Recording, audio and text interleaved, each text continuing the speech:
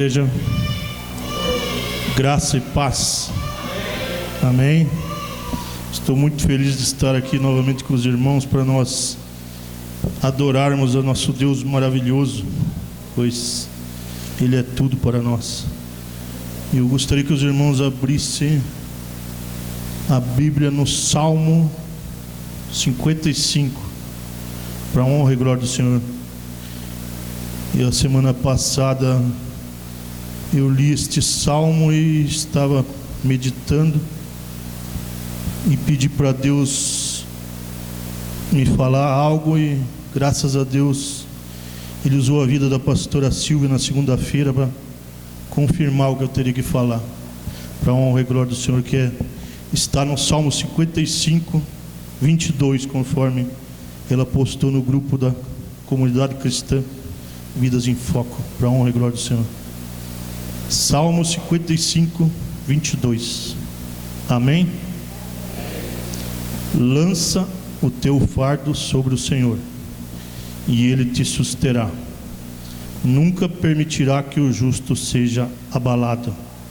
Na minha Bíblia está escrito fardo, mas em outras Bíblias está escrito preocupações. Pois lança as tuas preocupações ao Senhor, entrega a Ele, que Ele fará por você. Pois neste salmo Deus nos fala sobre duas atitudes muito importantes que nós não devemos nos esquecer, que é entregar a Deus e confiar em Deus, porque quando nós entregamos para Ele, nós confiamos que Ele fará por nós. E para mostrar para você que quando a gente entrega para Deus, Ele nos ouve e faz pela gente, eu vou contar um testemunho, mais um para a honra e glória do Senhor, né? Que Deus continue permitindo que eu testemunhe cada vez mais as obras dele na minha vida, para que os irmãos não deixem de buscá-lo. Um dia eu viajei, acabei indo só eu, mas não era só eu. Quando perguntou para mim se está sozinho, falei, não, eu estou muito bem acompanhado. Deus sempre está comigo em todas as viagens, porque antes de viajar eu sempre entrego as minhas preocupações a Ele. Eu oro para que Ele me guarde na ida e me guarde na volta. E eu fui, fiquei 3 dias lá. No quarto dia, que era o domingo, eu ia voltar ao meio-dia, porque 7 horas eu tinha que estar na igreja, né, para a honra e glória do Senhor. E sou eu que faço a manutenção do meu carro, né, porque eu sou chato, né? Não gosto de mandar para os outros, porque eu gosto de mexer, né? E eu sabia que estava tudo bem com o meu carro, e eu sempre paro ali no meio da serra. Antes eu parava na cabeça da Anta, agora eu paro no Via Eco. Eu parei o carro, fui lá, tomei o café como estou acostumado, comi o salgado. Daí na hora de voltar eu cheguei no carro, dei uma partida no carro, o carro não pegou. Dei a segunda partida, o carro não pegou. Dei a terceira partida, o carro não pegou. Eu falei, tá bom, Senhor, o Senhor quer que eu espere, eu vou esperar. Reclinei o banco do carro, coloquei o louvor no meu rádio lá, que eu sempre ponho o louvor. Fiquei uns 15 minutos parado ali, dei uma cochilada gostosa, acordei com o louvor. Falei, tá bom, Senhor, o Senhor vai deixar eu continuar? Dei a partida, o carro pegou. Saí dali, 2 quilômetros acima, bem na curva da cabeça da Anta, eu enxerguei quando o veículo de trás do carro que estava descendo passou reto na curva. Não conseguiu fazer a curva, então eu consegui jogar o meu carro naquela lateral. E me lembro até hoje do olho do outro motorista arregalado, passando ao meu lado assim, porque para a honra e glória do Senhor, Deus não permitiu que eu colidisse de frente com ele. Ele me deu aquela oportunidade naquele tempo, para que aquele veículo chegasse até aquele local, para que eu conseguisse me desviar dele. Por isso eu agradeço a Deus e falo para os irmãos que vocês devem entregar não só as preocupações, mas como a sua vida. Assim como eu fiz, eu entreguei a minha vida a Deus, entreguei meu casamento a Deus. Está tudo na mão dele, é Ele que sabe, é Ele que sabe o que faz pela nossa vida. Por isso eu peço que os irmãos fechem os teus olhos, vamos orar. Senhor, nosso Deus e nosso Pai, Obrigado, Pai, por mais esta oportunidade de louvar a Ti, ó Pai, e engrandecer o Teu santo nome. Que o Senhor possa, Pai, falar grandemente conosco através da Tua palavra que está por vir. Que o Senhor não permita, Pai, que nenhum levante do inimigo venha atrapalhar o nosso entendimento da Tua palavra, Pai. Que o Senhor repreenda todo o mal, Pai, em nome de Jesus. E eu quero Te agradecer, ó Pai, por todos os livramentos, não só na minha vida, mas em todos os irmãos e irmãs que estão aqui, ó Pai. Obrigado por tudo que o Senhor tem feito, ó Pai, em nome de Jesus. Amém. Vamos louvar o Senhor.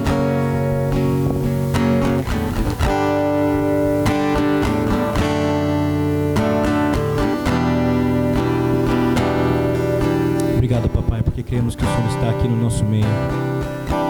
O Senhor prometeu estar com a gente. Nós cremos, papai, na tua promessa. Nós cremos na tua palavra, papai. Que possamos lembrar, papai, e trazer a memória que o Senhor está no nosso meio, operando nas nossas vidas.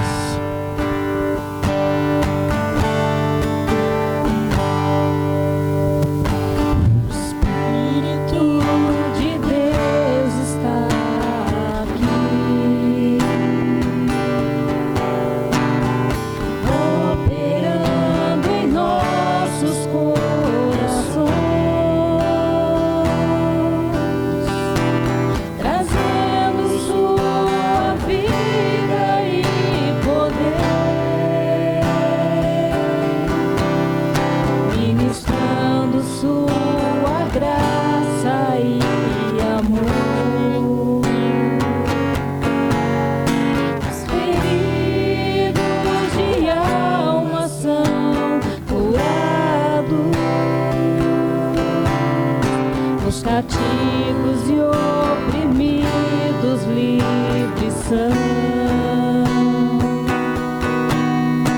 os enfermos e doentes são sarados. Aleluia, Jesus. Pois o Espírito de Deus está aqui. Nós cremos, papai. Está aqui. Aleluia.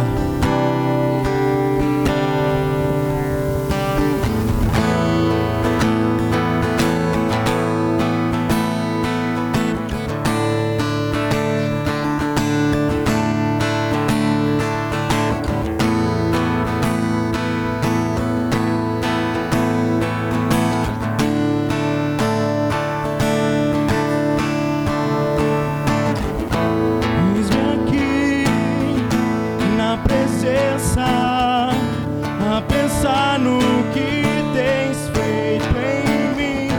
Te busquei, te encontrei, só pra ouvir tua doce voz, Jesus. Santo, justo, sempre és fiel. Salva,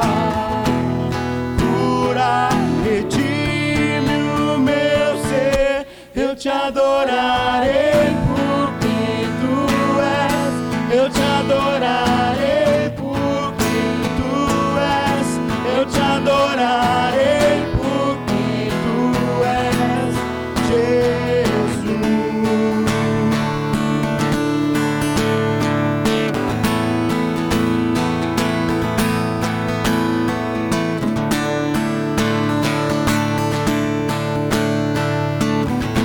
Eis-me aqui na presença, a pensar no que tens feito em mim.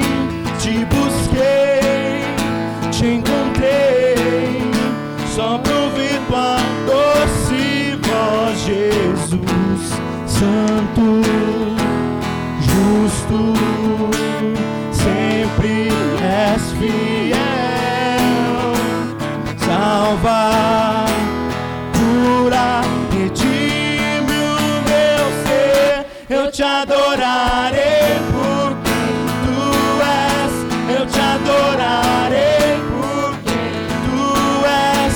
Eu te adorarei por quem tu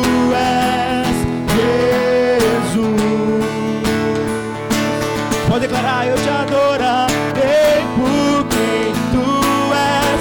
Eu te adorarei por quem tu és. Eu te adorarei por quem tu és, Jesus. Mais uma vez. Eu te adorarei por quem tu és. Eu te adorarei por quem tu és. Eu te adorarei por quem tu és, Jesus.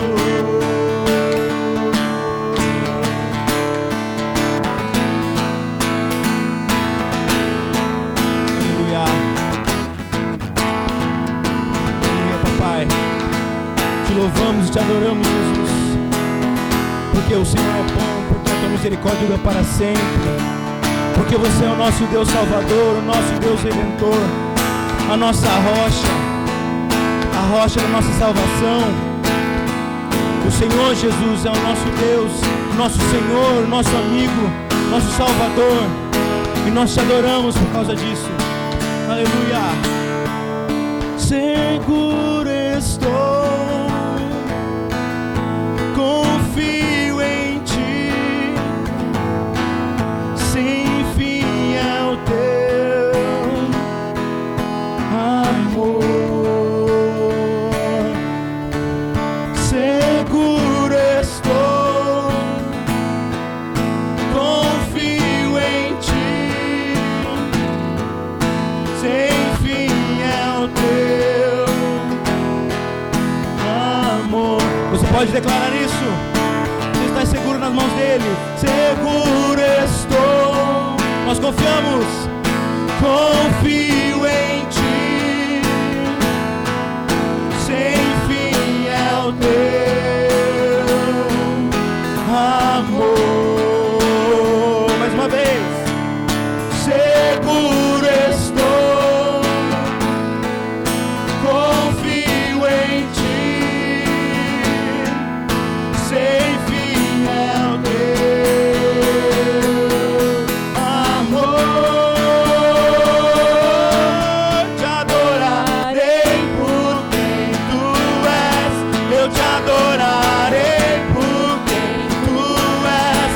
Eu te adorarei por quem tu és, Jesus. Eu te adorarei por quem tu és. Eu te adorarei por quem tu és. Eu te adorarei por quem tu és, Jesus.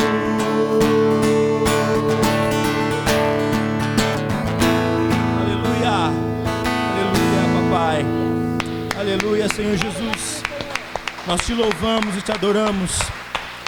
Te louvamos e te adoramos porque o Senhor é digno de glória. Aleluia. O Senhor é digno de toda a honra. O teu nome é exaltado acima de todos. O teu nome, papai, é altíssimo.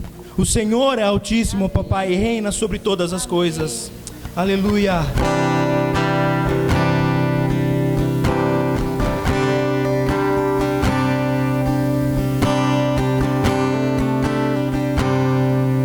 Digno de glória e honra, levantamos nossas mãos, o teu nome exaltar. Digno de glória e honra, levantemos nossas mãos, o teu nome exaltar. Digno de glória e honra, levantemos nossas mãos para teu nome exaltar. Digno de glória e honra, levantemos nossas mãos para teu nome exaltar. Porque grande és tu, maravilhas fazes tu, não há outro igual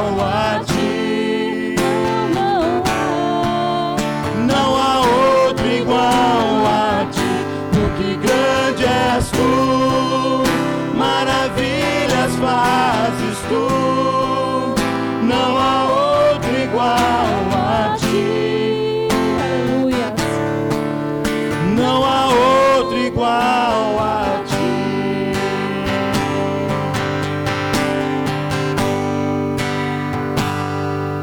Digno de glória e honra,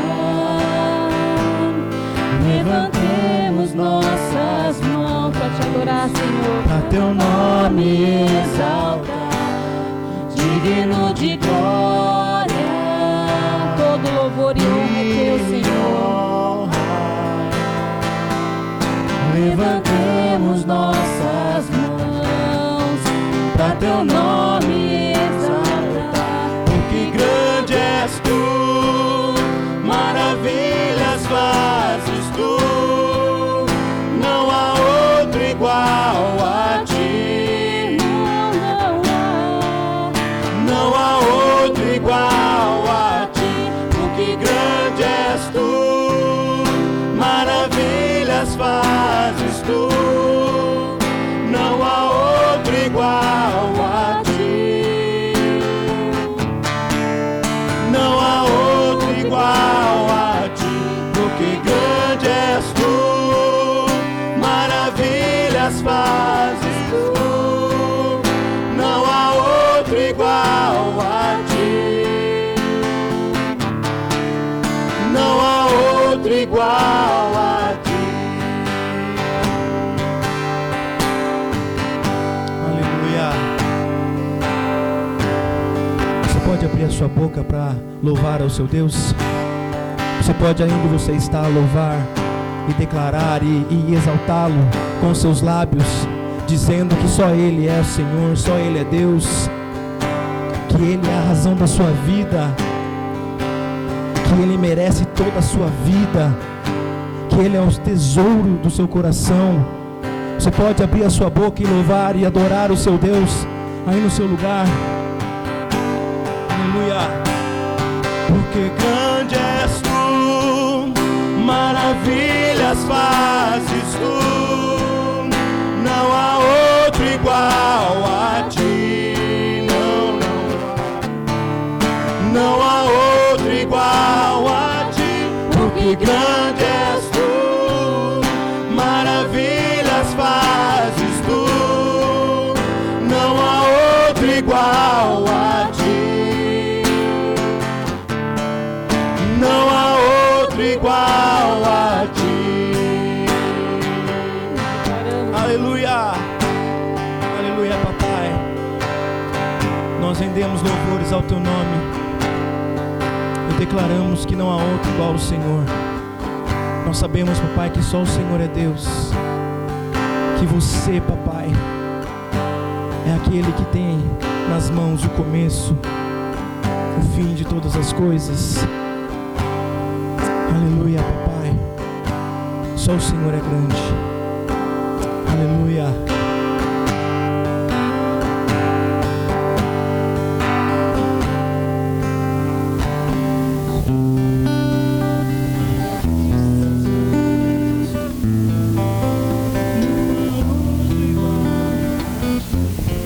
Glória a Deus, Deus maravilhoso. Vamos continuar adorando nosso Deus com nossos dízimos e as nossas ofertas. Gostaria que os irmãos abrissem as suas Bíblias em 2 Coríntios 9. 2 Coríntios 9. 6 e 7. 2 Coríntios 9, 6 e 7. Para a honra e glória do Senhor. Amém? Mas digo isto: aquele que semeia pouco, pouco também ceifará. E aquele que semeia em abundância também ceifará.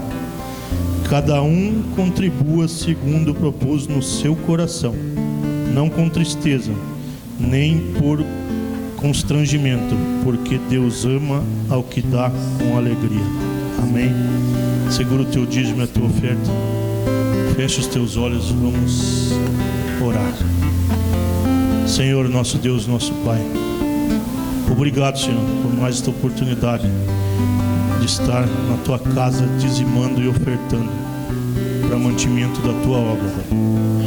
Que o Senhor possa abençoar grandemente aquele que vai dizimar e ofertar, Pai, na área que for necessária, a qual Tu sabes, ó Pai, pois tudo lhe apraz. E também, Pai, que o Senhor possa abençoar aquele que ainda não pôde fazê-lo, Pai, mas sente vontade de ter a oportunidade de estar contribuindo na Tua obra, Pai.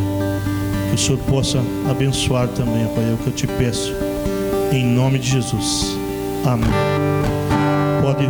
Que grande és Tu, maravilhas fazes Tu, não há outro igual a Ti,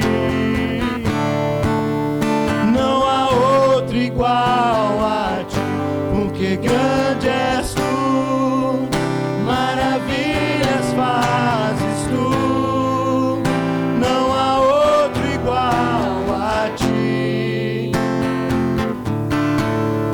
não há outro igual a Ti, porque grande és Tu, maravilhas fazes Tu, não há outro igual a Ti, não há outro igual a Ti. Aleluia, aleluia, papai, aleluia, amém, aleluia. Oh, que bênção.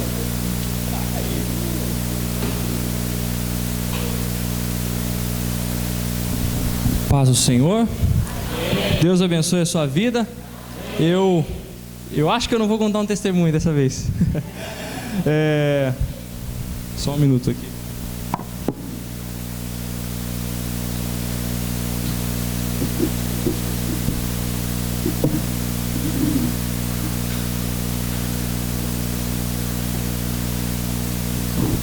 Deixar preparado, porque eu acho que vai ser muito útil.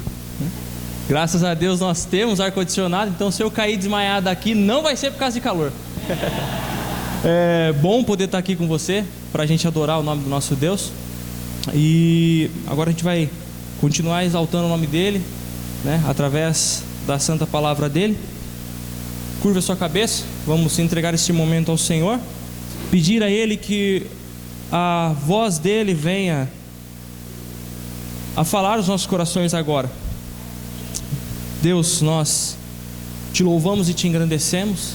Queremos entregar este momento a Ti, assim como os louvores foram entregues a Ti aqui.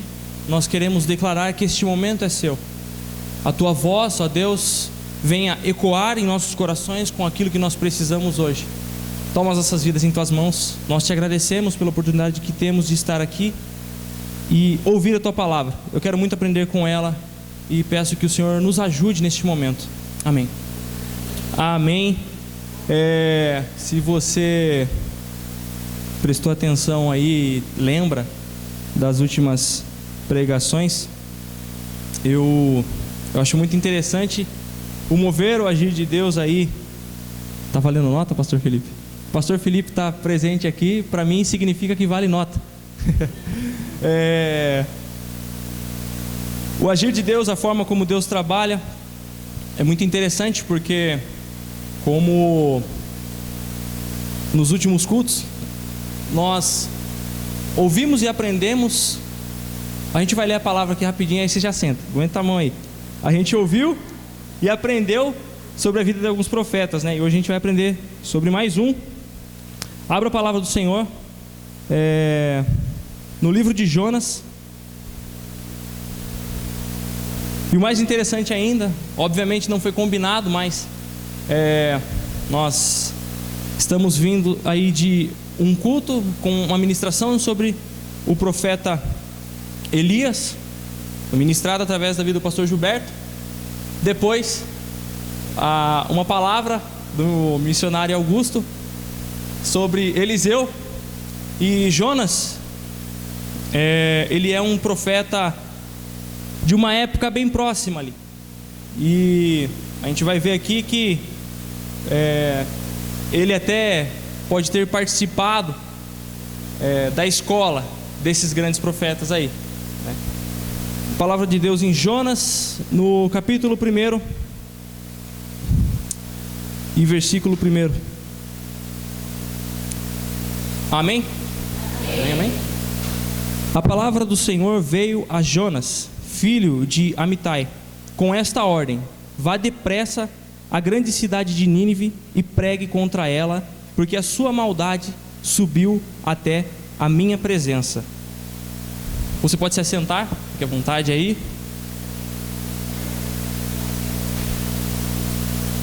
Como eu ia falando, o profeta Jonas, essa é mais uma das curiosidades a respeito deste profeta.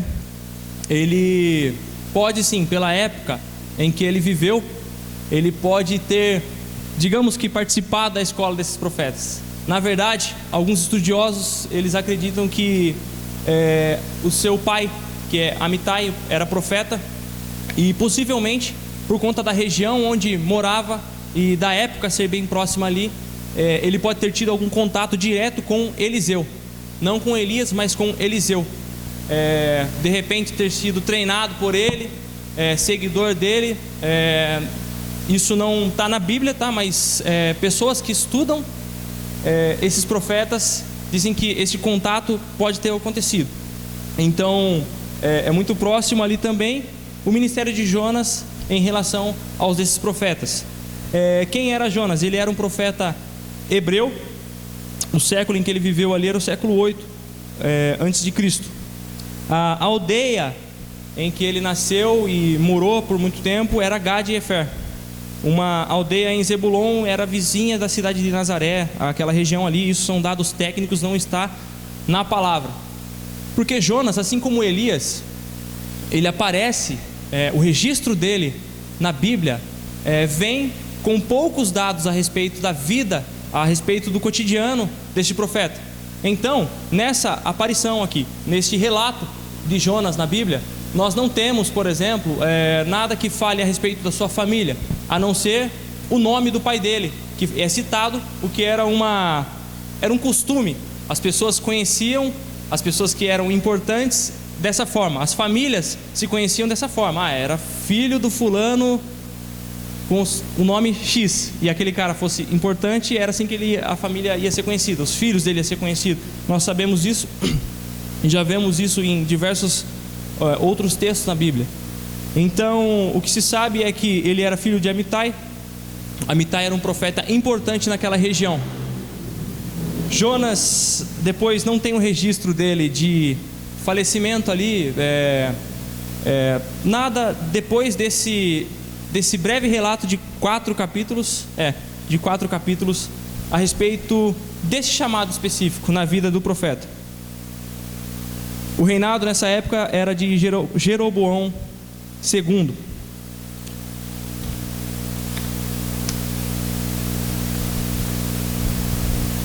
Bom, nós lemos aqui que Deus falou para Jonas: vai depressa e pregue contra a cidade de Nínive, porque a maldade dessa cidade subiu até a minha presença. A primeira coisa que me chama muita atenção é o quão trágico isso é, né? A maldade de um povo subir à presença de Deus. Eu fico pensando, quando eu vejo esse tipo de relato na Bíblia,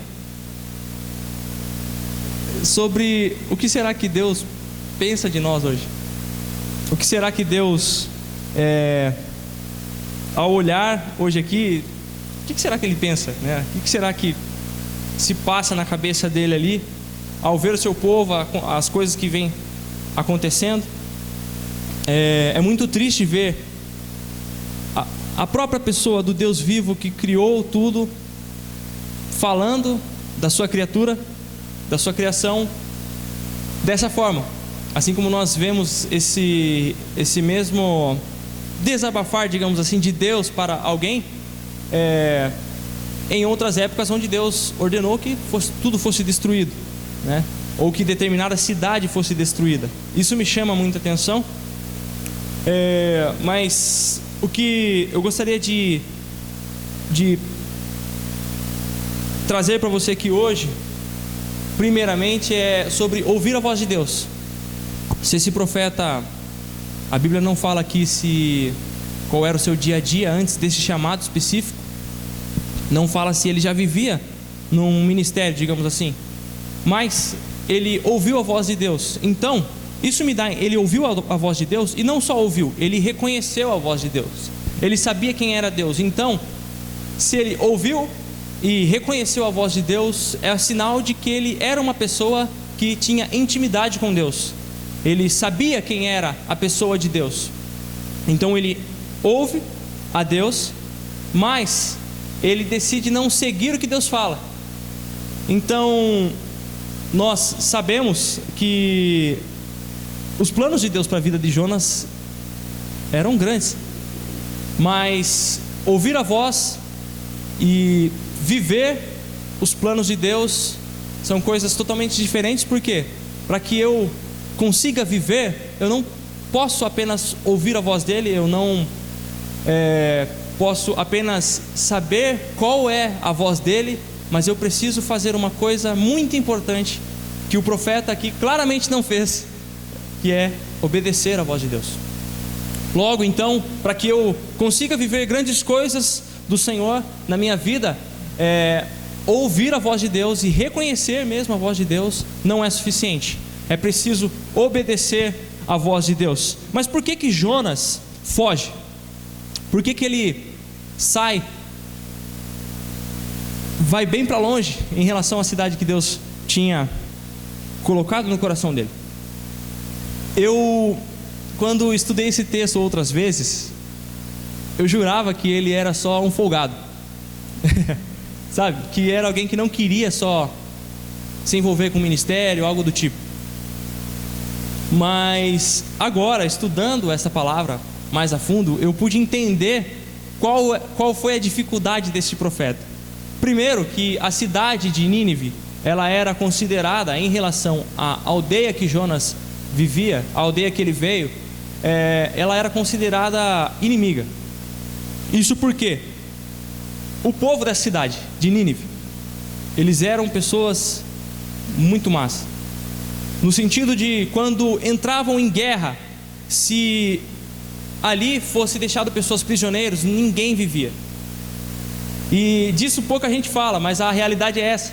Era um povo que, se entrasse em guerra, dominasse um país, e ali houvesse pessoas que iam para cativeiro, não ia ser um simples cativeiro, ia ser morte na certa. E se você tiver um pouco de curiosidade, pesquise a respeito os tipos de mortes que eles praticavam. Uma delas que eu pude estar aprendendo aqui, entendendo o porquê disso tudo, desse sentimento no coração de Jonas, era a morte por decapitação de cabeça, por exemplo. O que mais? Eles também gostavam de deixar as pessoas como espantalhos. Bem isso mesmo, pendurados em madeira. As mortes eram as mais cruéis possíveis. Eles eram um povo muito mau. Então, logo aqui, eu passei a entender que a dificuldade do profeta podia ser duas. A primeira possibilidade é de medo de que aquilo fosse acontecer com ele também, e essa possibilidade era grande. E a segunda era digamos que um sentimento de,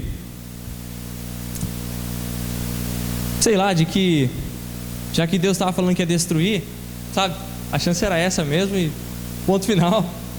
Ele não queria mesmo. Vamos dizer que vingança, talvez uma sede de vingança dele pelas inúmeras pessoas que já morreram através da vida daquele povoado ali. Então eu vejo uma decisão muito difícil do profeta. Eu fico pensando, se fosse eu, depois de ter estudado um pouco melhor isso aqui, eu fiquei pensando, se fosse eu no lugar dele, será que eu não faria a mesma coisa, cara? Porque uma coisa é você sair e pregar o evangelho para as pessoas que você tem uma certa afinidade. Outra coisa é você ir no meio de pessoas que você não vai muito com a cara, e ter que apresentar o amor de Deus ali, e fazer com que aquelas vidas tenham um contato com esse amor e sejam salvas. Então é grande o desafio do profeta. Eu fiquei pensando nas inúmeras coisas que podem ter passado pela cabeça dele. E a gente lê esse texto, a gente passa os olhos por esse texto e tem uma noção muito pequena do que realmente aconteceu com a vida deste profeta, ao sair e fugir da presença de Deus, fugir daquilo que Deus falou para ele. Como o texto é pequeno e até mesmo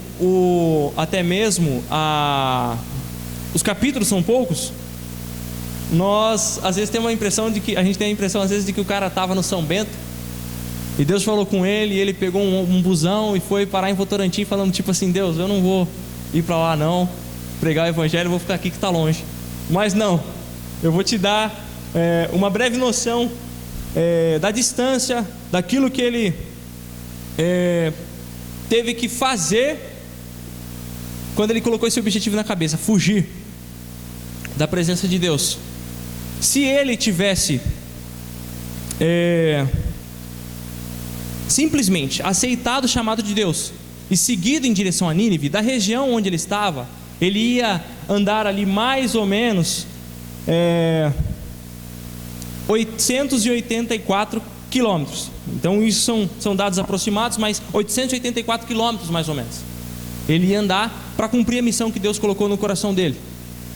Mas ele, como a gente já sabe, decidiu fugir. E para fugir ele foi até Jope primeiro.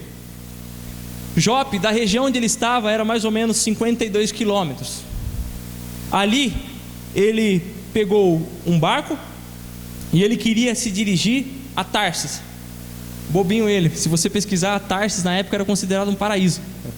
Era uma cidade de região ali próxima de mar, tudo. Era um lugar bom para ficar longe da presença de Deus. É um lugar que todo mundo sonha em fugir, cara. E aí, de Jope para Tarsis era mais ou menos 3.770 quilômetros. Somados aos 52, ele ia fugir mais ou menos aí 4.300, 4.200 e alguma coisa de quilômetros aí, para ficar longe da presença de Deus. Quando a gente sabe que, como diz a palavra do Senhor lá como diz a palavra do Senhor em Provérbios, acho que é 15:3. 15:3. Os olhos do Senhor estão sobre toda parte, contemplando os bons e os maus, né? Então, logo nos vem a pergunta: como que eu fujo da presença desse Deus? Como fugir da presença de Deus?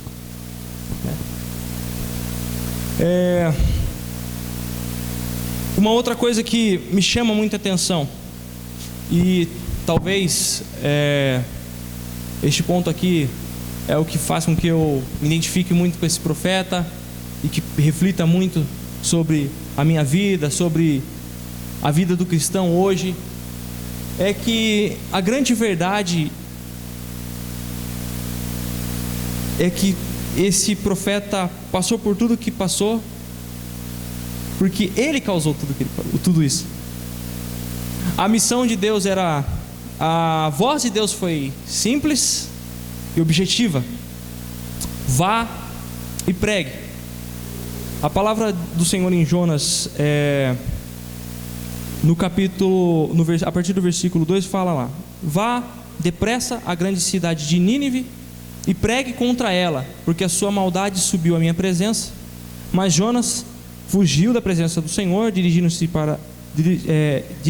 para Tarsis, desceu a Jope, onde encontrou um navio que se destinava a esse porto.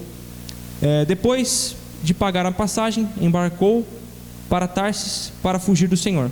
O Senhor, porém, fez soprar um vento muito forte sobre o mar, e caiu uma tempestade tão violenta que o barco ameaçava arrebentar-se.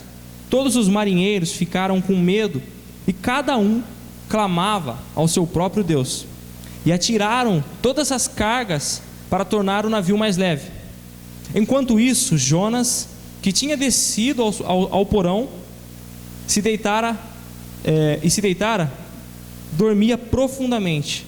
O capitão dirigiu-se a ele e disse: como você pode ficar aí dormindo? Levante-se e clame ao seu Deus, talvez ele tenha piedade e nós não morramos. Então os marinheiros combinaram entre si: vamos lançar sortes para descobrir quem é o responsável por tal desgraça e que abateu sobre nós. Lançaram sortes e a sorte caiu sobre Jonas. Por isso lhe perguntaram: diga quem é esse responsável por esta calamidade.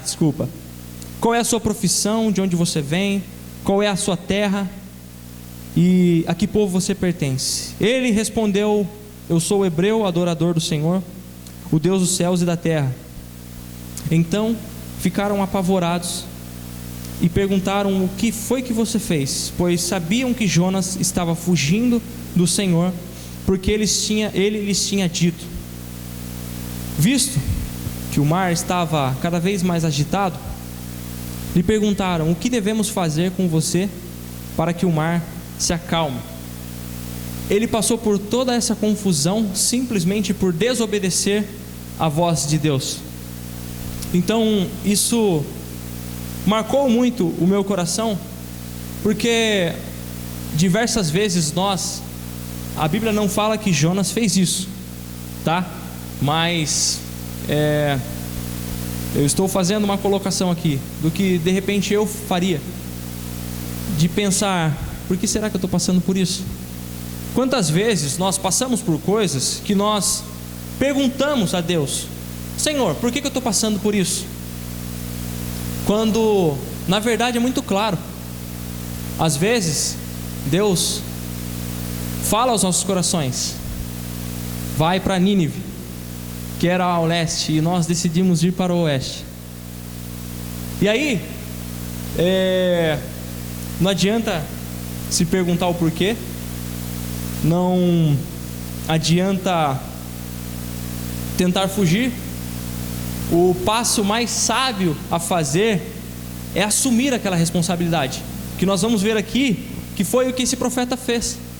Ele fala para os marinheiros neste momento aqui: respondeu ele: peguem-me e joguem-me ao mar, e ele se acalmará, pois eu sei que é por minha causa que essa violenta tempestade caiu sobre vocês.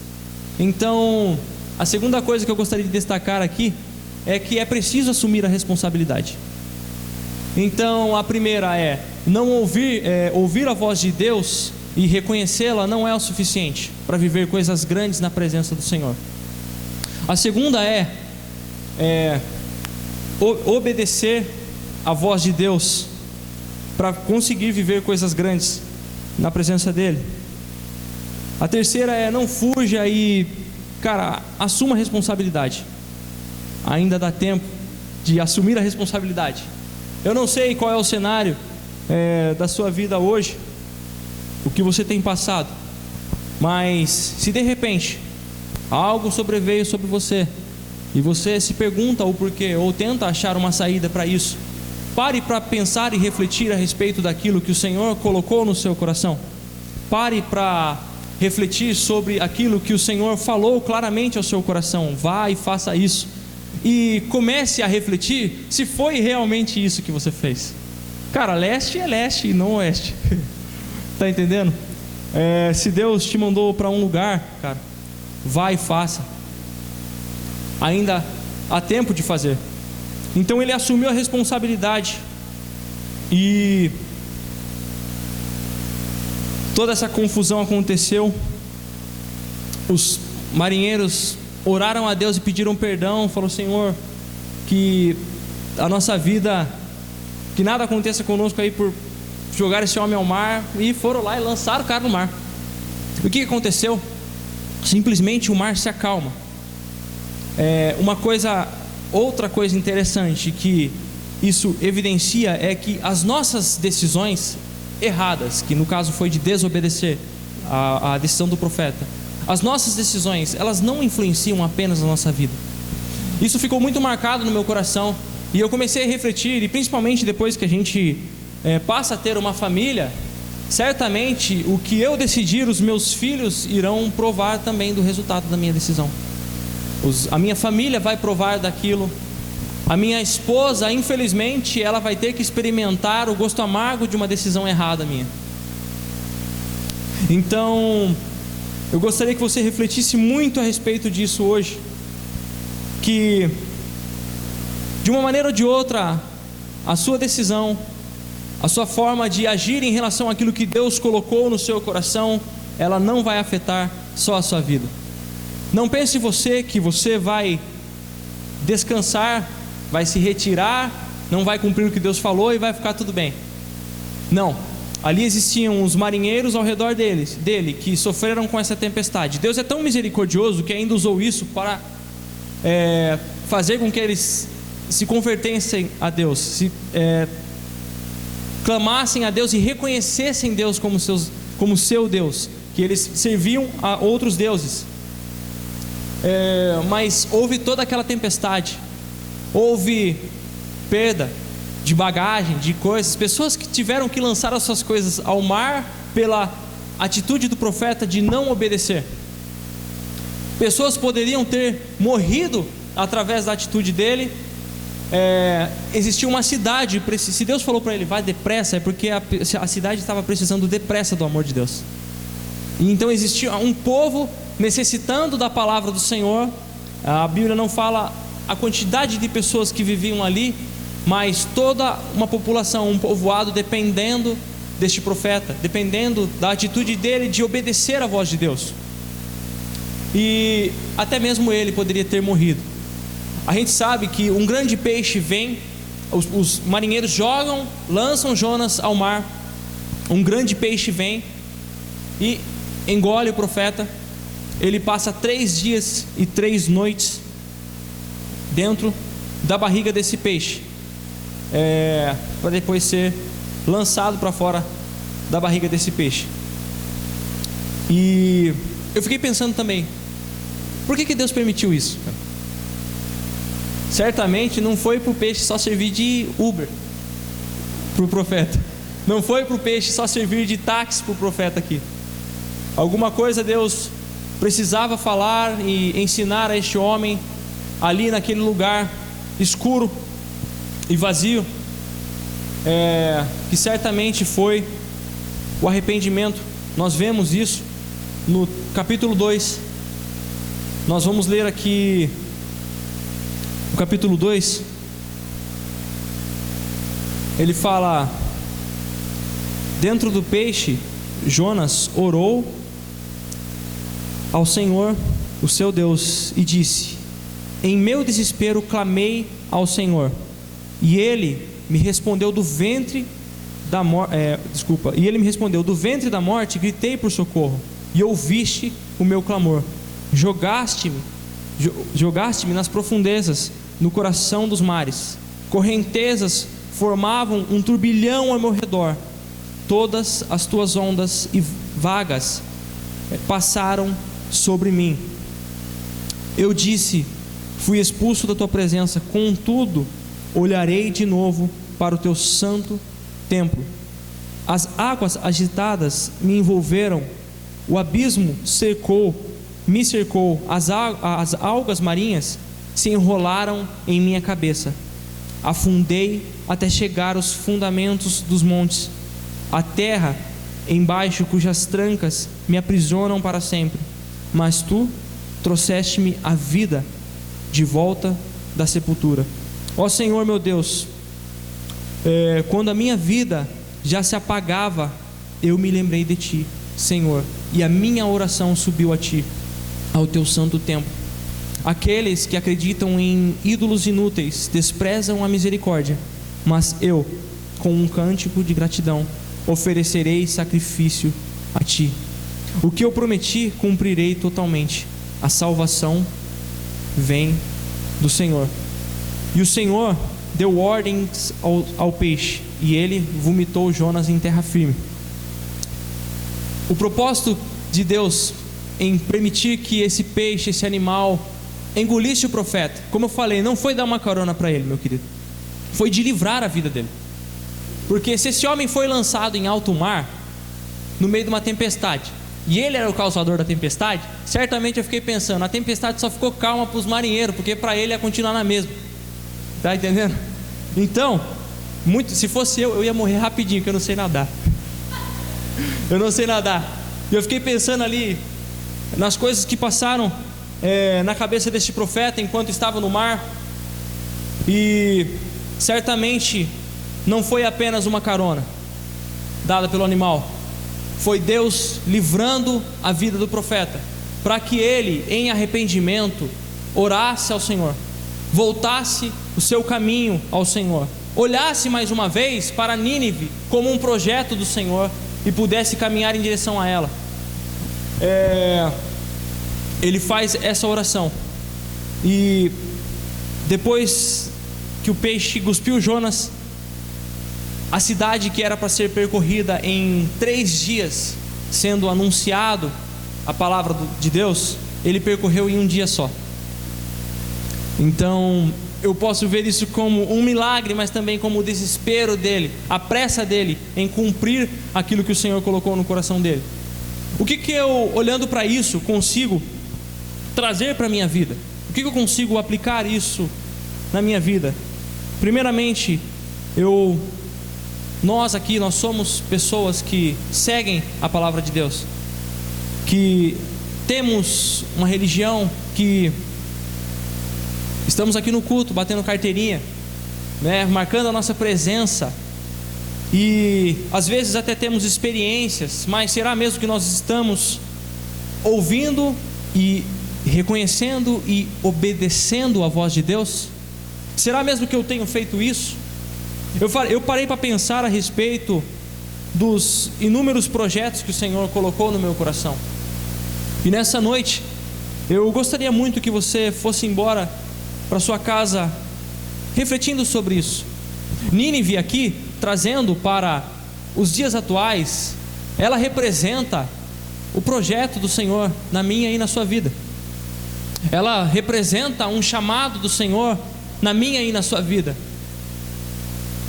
de ir pregar o Evangelho em uma determinada região? Talvez sim. De fazer a diferença e pregar o Evangelho em meio à minha família? Talvez sim. Eu não posso dizer com certeza o que Nínive representa para você, mas eu sei o que Nínive representa para mim.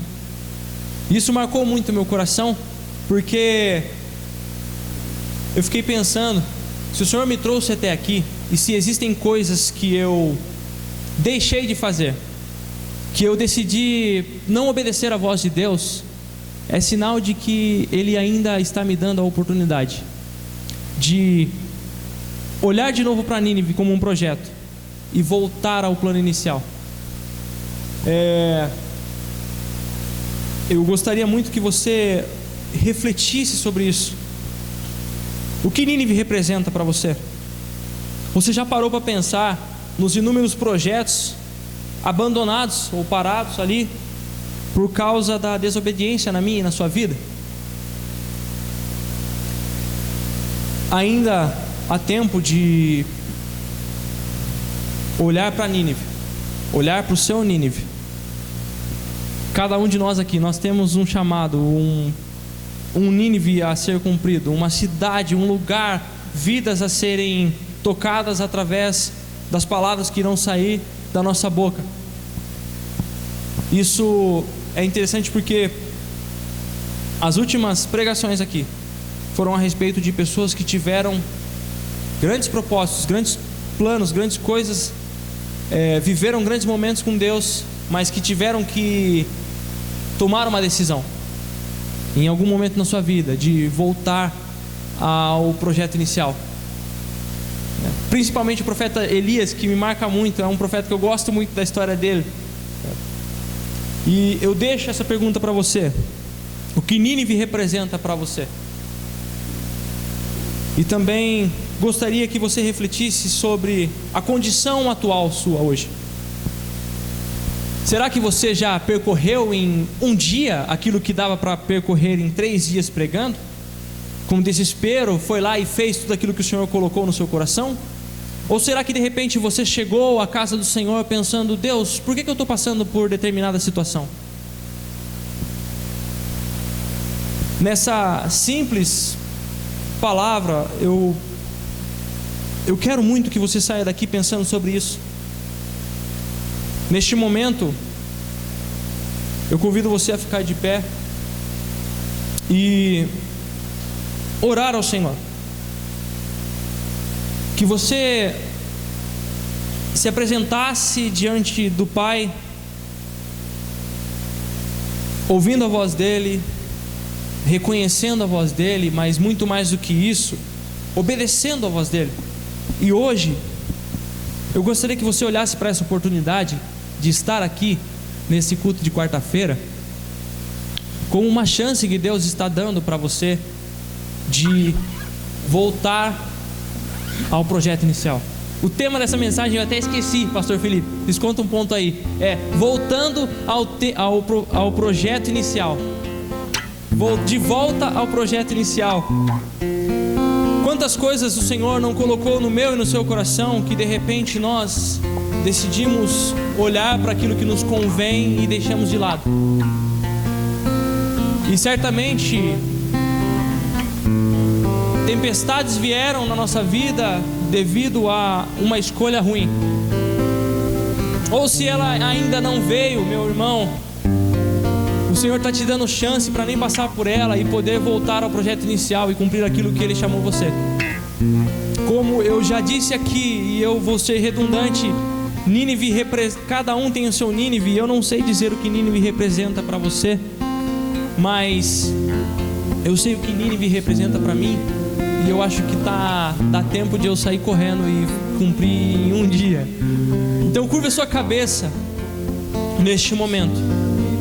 Se o Senhor tocou ao seu coração ao ouvir essa palavra, eu gostaria que você desse um sinal com a sua mão. Nós vamos orar reconhecendo que nós ouvimos a voz de Deus. Você não está fazendo um sinal para os irmãos que estão aqui na frente, para o pastor Gilberto, até porque o chamado dele é o dele, o seu é o seu, o meu é o meu, e o que importa é nós irmos em direção ao nosso chamado. Eu não sei o que Nínive representa para você, o que foi que o Senhor colocou no seu coração. Se de repente foi a sua família, ou se foi o seu trabalho, ou se de repente foi uma região específica, algo específico, um povo específico, uma faixa etária específica que o Senhor colocou no seu coração. Você se lembrou disso e certamente, assim como eu, deve ter sentido um pouco de temor. Eu te convido a refletir sobre isso hoje e aproveitar desta oportunidade para, assim como o profeta Jonas, se arrepender e olhar novamente o plano inicial.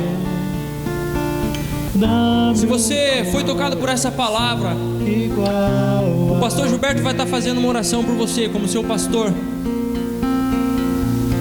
E o Espírito Santo de Deus vai te ajudar a retornar rumo a Nínive. O Senhor quer restaurar projetos aqui hoje. Ele quer, através das tempestades que nós passamos, nos ensinar que ainda há tempo de cumprir o chamado dele. Se você gostaria de receber essa oração, dê um sinal com a sua mão, como um sinal de reconhecimento, um sinal de arrependimento. Deus te abençoe.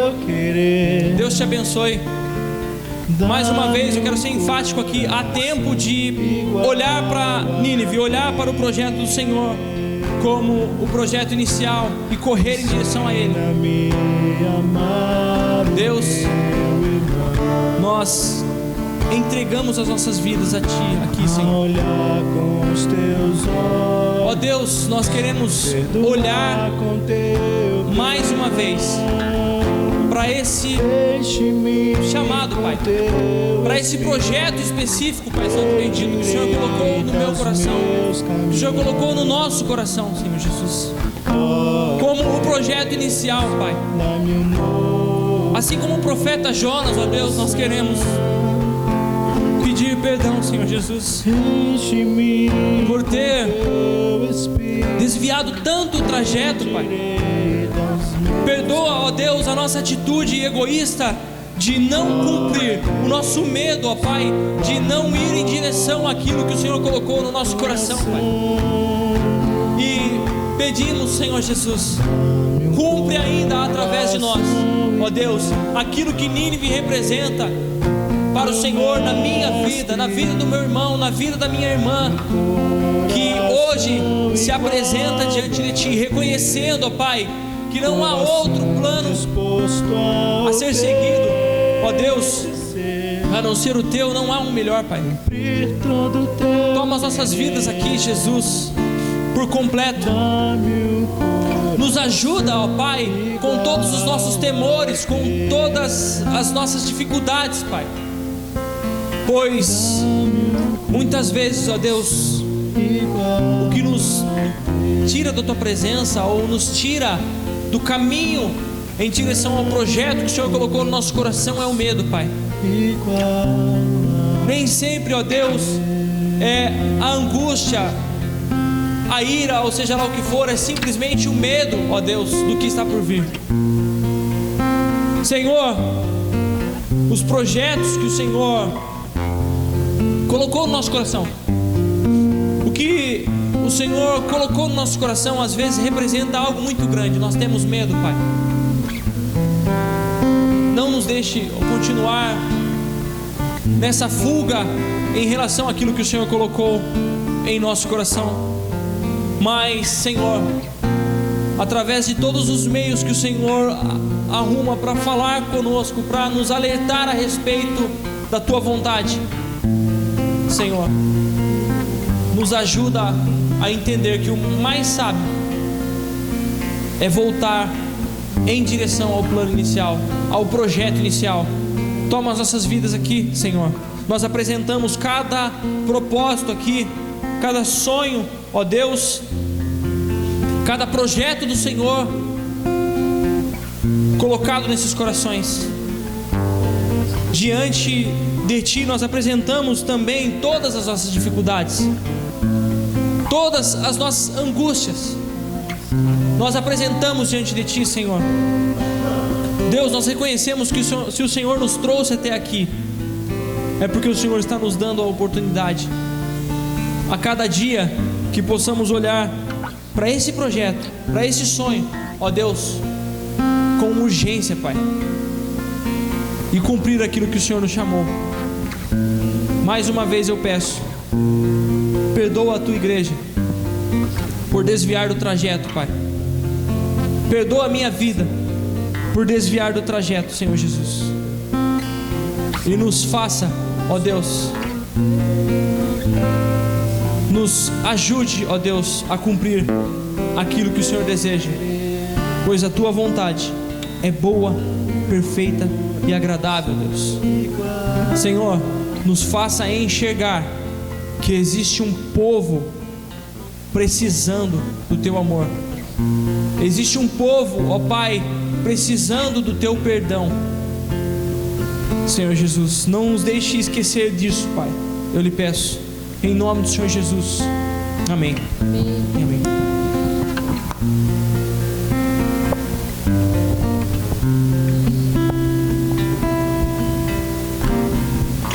Dá-me um coração igual ao Teu, meu Mestre.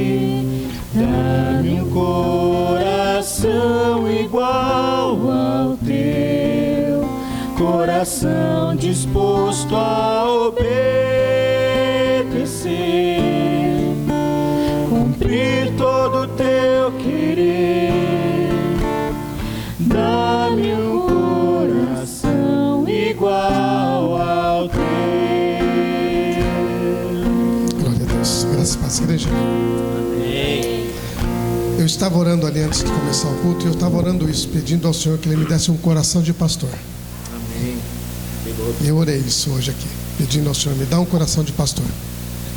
Porque a gente vai acumulando as coisas na nossa vida, na nossa alma, e muitas vezes aquilo que Paulo fala, né, que habite os sentimentos de Cristo Jesus no teu coração, eles vão se esvaindo. Então, em nome de Jesus, queridos, olha a palavra de Deus para a sua vida, para as nossas vidas. Palavra de Deus. Deus quer você do lado dele para realizar o que Ele tem que realizar, e Ele não vai mandar anjos para cá. É você que Ele quer usar. Ele não vai mandar anjos, não vai dar, embora Ele tenha um exército numeroso, forte, poderosos, eles não vão vir. O negócio é com você e é comigo. O negócio era com Jonas. Eu entendo que você foi cuspido na praia hoje. Vocês foram cuspidos na praia hoje pelo peixe, tá bom? Então, vai fazer o que tem que fazer. Amém? Se tinha uma coisa que eu peguei no texto, é que Jonas era um homem que não tinha medo. Porque quando ele fala assim, me joga no mar, ora, você acha que ia ter uma tábua ali para ele se salvar? Não ia, ele ia morrer no mar. Mas ele disse, me joga no mar. Porque o que ele queria mesmo, ele queria a destruição daquele povo lá. Ele não tinha medo da morte. Assim como o cristão, ele não tem que ter medo da morte. Amém, queridos? Amém. Então, você sabe a que você foi chamado. Não espere descer nas profundezas, sabe? Ir lá, as ondas passarem por cima da sua cabeça, as algas se enrolarem na sua cabeça. Não deixe isso acontecer, para você retomar aquilo que o Senhor confiou nas tuas mãos. Amém? O teu vizinho precisa, teu amigo de trabalho precisa. E aí, quando a gente vê a história de Jonas, a gente vê a misericórdia de Deus, irmãos. Misericórdia de Deus, porque aquele povo era terrível, aquele povo lá, terrível, cruéis. Mas Deus fala assim, não é assim, não é dessa forma. E a gente, muitas vezes, a gente quer pegar a gente pro pescoço, né? A gente quer pegar a turminha, mas não é assim. Deus ainda dá as oportunidades. Amém? Leva essa palavra, põe essa palavra no teu coração, medite sobre ela e tenha uma atitude. Senhor, eu estou aqui, Senhor. Eu estou aqui. Vamos nessa. Vamos nessa. Vamos ver o que dá, Senhor. Eu sei que o Senhor tem coisa boa para nós. Glória a Deus. Amém. Domingo eu te espero aqui às 18h30, porque Deus tem uma palavra para a sua vida. Amém. Amém? Vamos orar. Senhor nosso Deus, nós queremos, meu Deus, queremos te agradecer, ó Pai.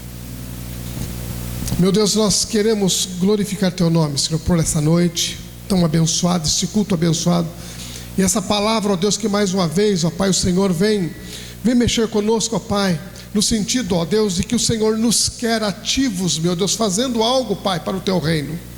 O Senhor não nos quer, ó Deus querido, acomodados, ó Deus, num barco, meu Deus amado, dormindo, ó Deus, quando existem vidas, meu Deus, que estão morrendo, quando existem nações que estão perecendo, ó Pai, quando existem sociedades que estão se destruindo, meu Deus. O Senhor, ó Deus, não pode se conformar conosco nos porões dos barcos, meus, dormindo, ó Deus amado. Por isso, ó Deus, em nome de Jesus, nós te louvamos por essa palavra, ó Deus, porque é o Senhor, ó Deus, chamando a nossa atenção, ó Deus, porque os teus planos e os teus projetos, nós estamos incluídos nele, Senhor.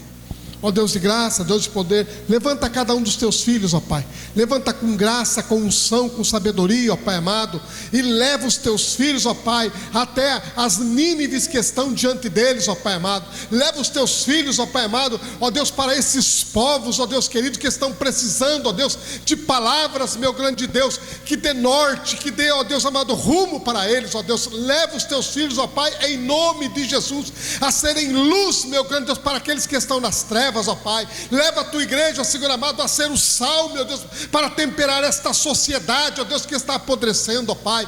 Deus de graça, nós nos colocamos diante do Senhor, ó Pai, como instrumentos do Senhor, levantados nesta geração, meu Deus, para alcançar, ó Deus, os povos, alcançar as nações, ó Deus. Nos usa, meu Deus querido, toma as nossas vidas nas suas mãos, ó Pai, e nos usa neste tempo, ó Pai, nessa geração, para glorificar o teu nome, Senhor, e para que o teu evangelho, Senhor, alcance, ó Deus, os homens, e eles possam ser libertos, curados, transformados e serem salvos pelo Senhor, ó Pai, em nome de Jesus. Ó Deus amado, continua nos abençoando no decorrer dessa semana, nos conduz, ó Pai, para esse propósito para o qual o Senhor nos sustentou até aqui, em nome de Jesus. E que o amor de Deus, a graça de nosso Senhor e Salvador Jesus Cristo, comunhão e as consolações do Espírito Santo seja sobre nós hoje e eternamente. Amém. Deus abençoe sua vida.